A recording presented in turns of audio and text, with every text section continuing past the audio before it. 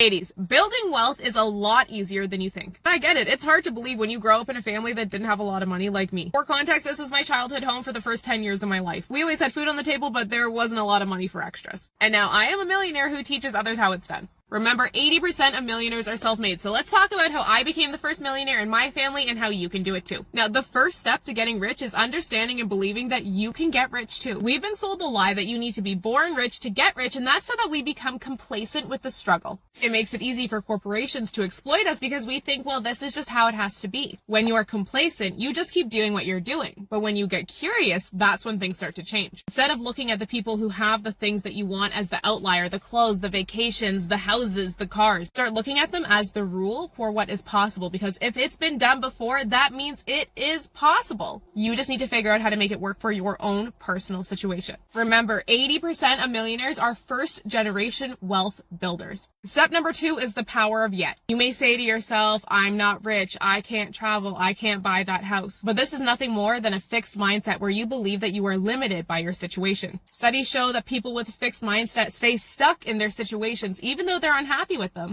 Not because they can't change them, but because they believe they can't, so they never take action. Instead, add the power of yet to your negative statements. I'm not rich. Yet. I can't travel. Yet. I can't buy that house. Yet. By incorporating the power of yet, you're going to prime your brain to start looking for opportunity. Instead of looking at a challenge and seeing all the ways that you can't, get curious and start thinking about all the ways you can. A growth mindset knows anything is possible with the right timeline, knowledge, energy, passion, and grit, and that's why they make things happen. That's why they're successful. Point number 3, stop trying to work harder. The rich don't work harder, they work smarter, and if you want to be rich, you have to do what the rich do. I used to think that to make more money, I needed more jobs, but that's because I didn't understand the power of leverage. Leverage is where you use something small to get something big. This concept can be applied to investing. I turned $15,000 into $150,000 and then turned that into over $500,000 in real estate. I kept investing and using things like stocks and real estate and REITs and mix. I used something smaller to turn it into something bigger without giving up more of my time, and it turned me into a millionaire. If you want to learn more, we have free trainings available to help you get started, or you can apply to work with me as your 7-figure mentor. Link in bio.